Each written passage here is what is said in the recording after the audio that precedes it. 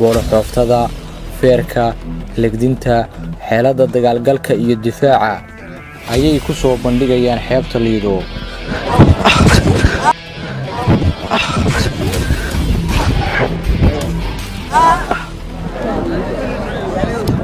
hibadii Sajilin ayaa soo bidhaantay 10 sano ka hor mar uu ka soo muuqday filim caan baxay oo afduub ahaa kaasi oo Chinese ay ku jilayeen Mombasa.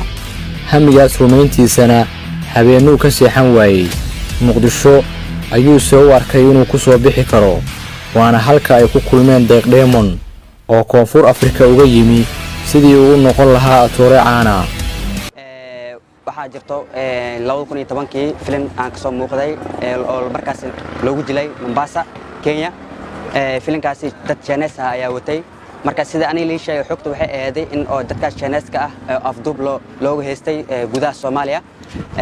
marka aniga qayb waxaan ku jiray oo ah in markaas ciidankii oo markaas mission fulinayeen inay markaas xaafadaha ay soo galaan dagaalka markay qaadayaan oo kale in aan sahmiyo aan sheego kara farxad murugo niyad iyo rajo haddana ma helaan maalgelin dad badan oo isugu jira curiyayaal iyo jilaayo ayaa ka